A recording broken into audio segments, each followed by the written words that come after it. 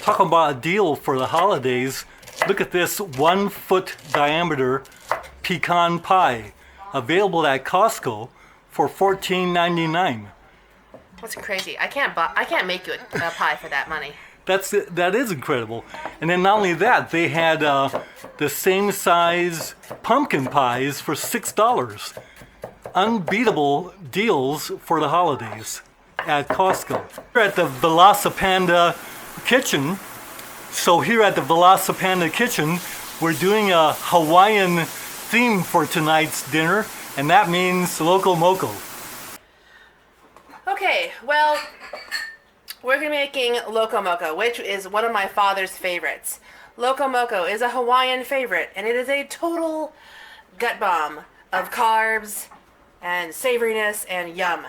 So it is a hamburger patty covered in gravy and a fried egg on top of rice. I've already got basmati rice all cooked up, and I've made these hamburgers. These are house-made hamburgers. I was talking about the sudden, anyone else notice? It seems like meat has gone up a ton in price. And so we were talking about that whilst we were at Costco today, and it is more cost effective for me to have gotten stew meat. I couldn't find any whole chuck or anything like this. So the only thing that was available to me was stew meat at $7 a pound, or was it $8 a pound? Yep, something like that. $8.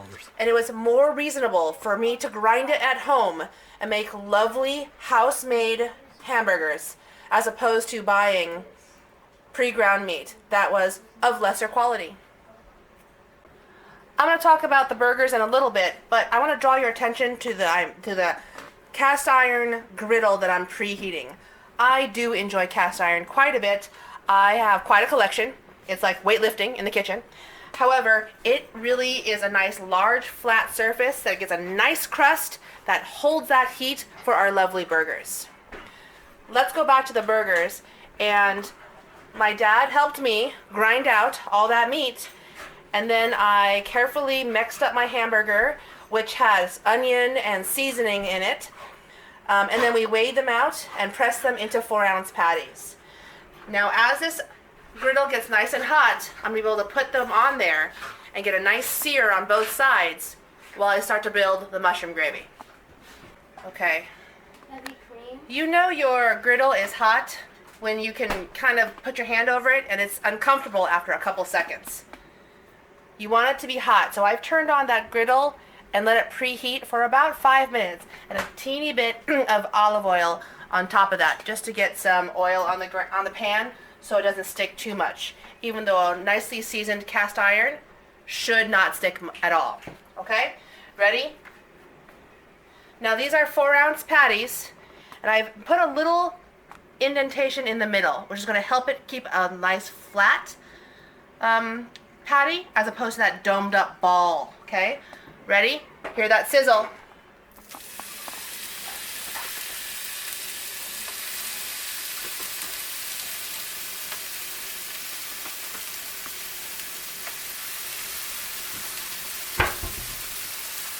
Now I tend to season the burger in the middle, obviously, but then I also put a little salt, my seasoned salt, and some pepper on the top.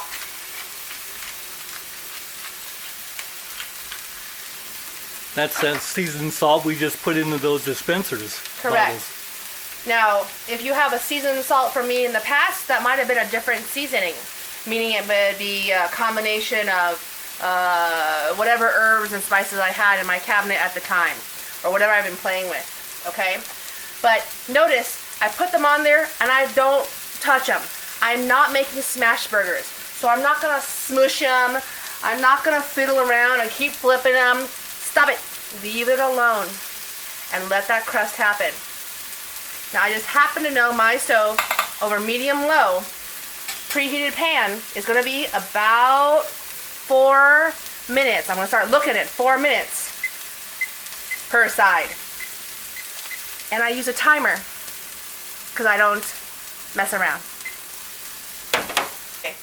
Now the burgers are going. I don't have to mess around with them. Just leave them alone.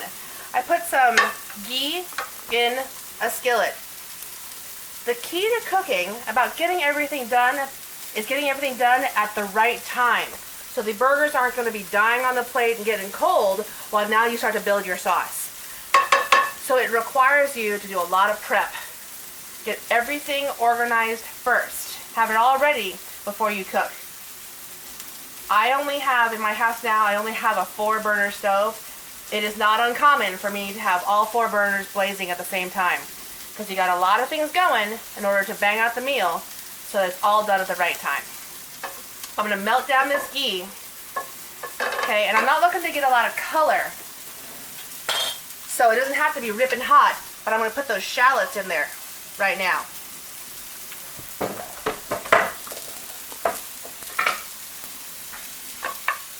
They'll start to sizzle a little bit. Sweat them out a little, okay? You don't want to let these burn. Still over medium-low heat. And just let them go. Move them around a little bit. I'm going to let them go.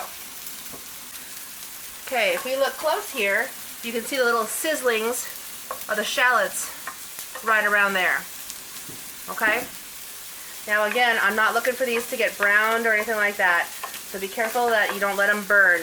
Burned shallots, burned alliums, especially burned garlic, is pretty bitter, so that's going to ruin your whole dish.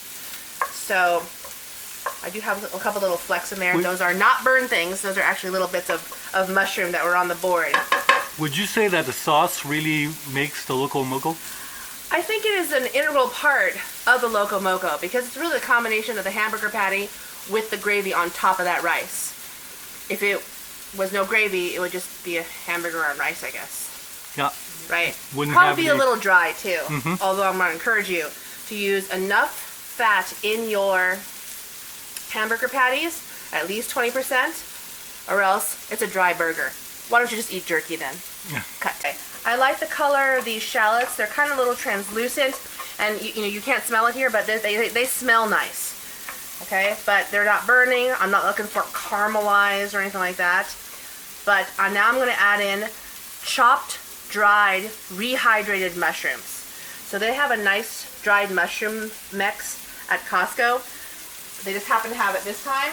But I've used my own dried mushrooms before. Or if you happen to have fresh mushrooms on hand, you know, you're a mushroom forager, or you happen to have a big package of shiitakes or portobellos or something like that, you can use fresh mushrooms. That's fine. I'm just using what I have. And notice I cut them up, and I didn't cut them into oblivion. I've got mostly the same size pieces in there, but I want a little textural interest in this gravy. I'm going to let those continue cooking. Let's come back over onto the hamburgers, and you hear the timer going off. I had said about 4 minutes. Now notice that the burger hasn't domed up into that ball. Did you guys hear before when I put the patty on there? I had a little indentation. I took my thumb and did a little indentation in the middle. That's a little trick to keep your hamburger mostly flat. You see people, mostly novices, they want to take the hamburger and they smush it like this. And they smush out all the juice. Maybe they're trying to make a smash burger, but that's not what we're trying to do today. But what you're going to do is you're going to smush out all the juice and deform your patty. Just have good technique from the very beginning. So I'm going to peek here, okay, and yes, I'm going to call that some pretty nice color. Not burned, not burned, okay, there we go. Now notice that my burners here are on the ends of the griddle. The middle is technically a little bit of a cooler region. So if something was a little bit too hot, I can put it more to the middle. This one was a little under right now, so I might touch it back over there. Generally speaking, you want to flip your burger once. Don't go messing around and flipping it back and forth again, okay? And we're going to start our timer again.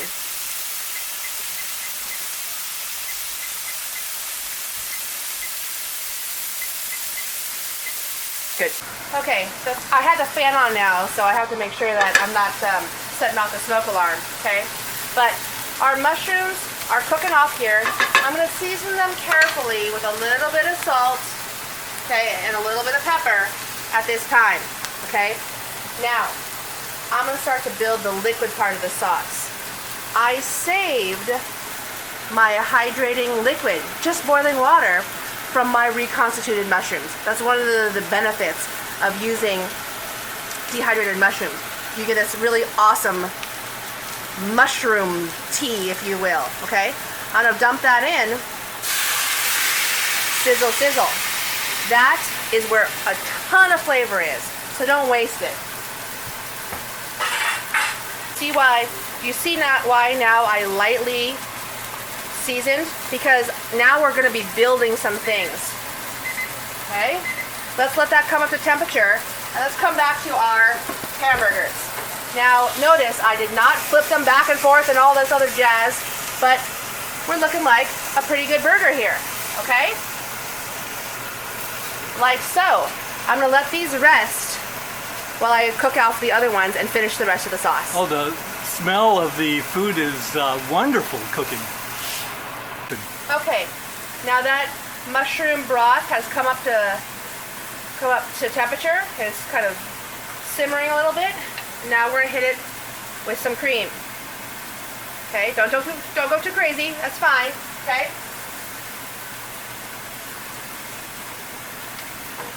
And now we're gonna let that season and thicken up. At this time, you want to season it to taste. You want to add more pepper. Good on ya. You want to add some garlic powder. Hey, that looks like fun. Sure. How much will this reduce? A fair amount. You don't want like thick and clumpy gravy, but you also want it thicker than au jus, because you want it to kind of coat over your burger and that egg, so that everything kind of mixes together and gets into that rice for this really unctuous, homey Hawaiian comfort food.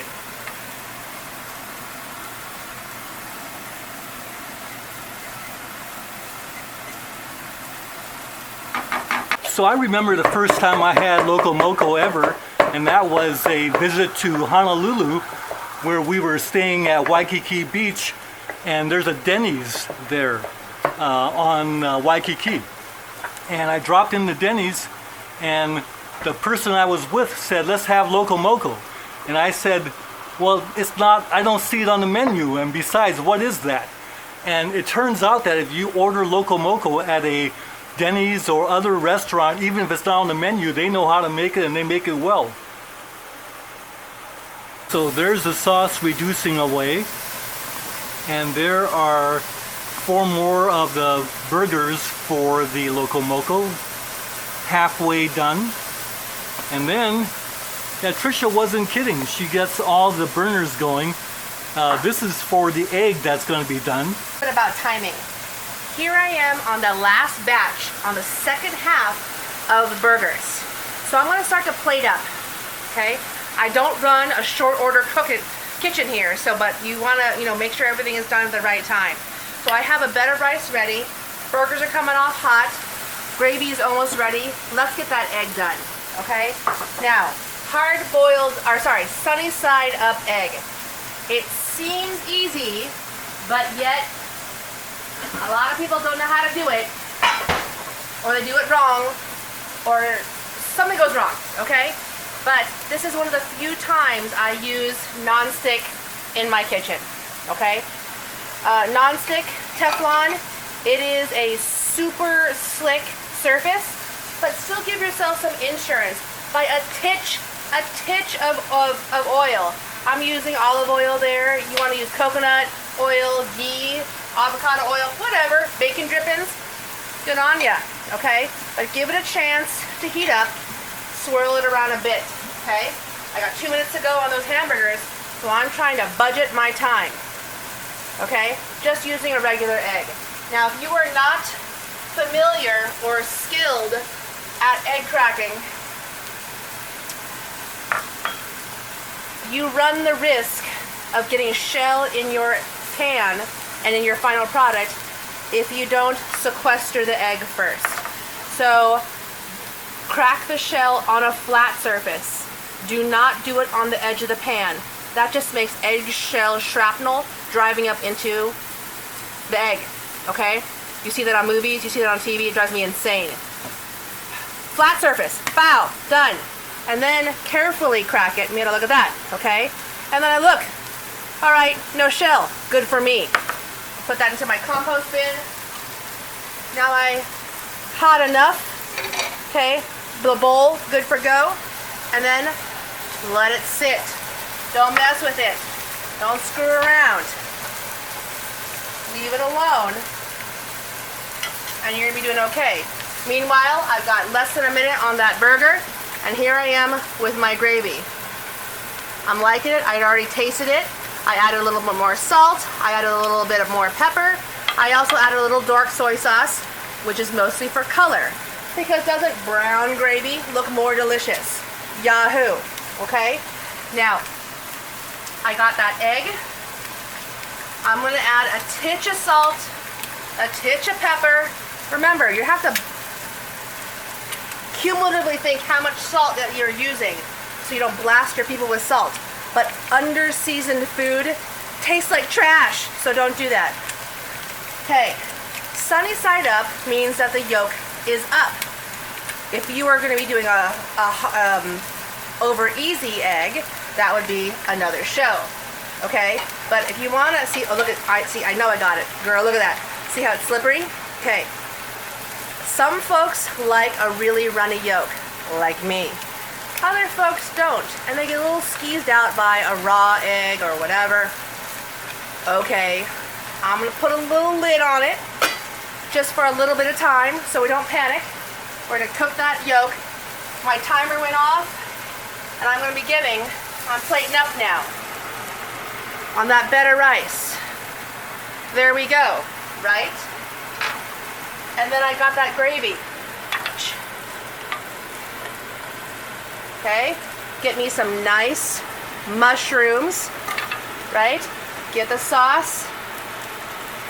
Okay, got it? Turn off the rest of my flame. Evacuate the rest of my burger so they don't overcook. I'm ready.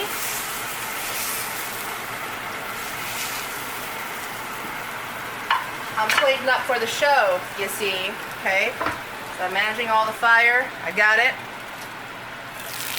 Oh boy, isn't that perfect looking? I know I got it. See how it's sliding? Ready, all? Don't burn myself. There we go.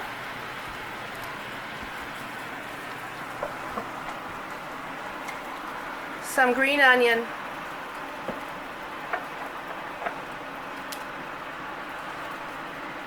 A little bit of furikake.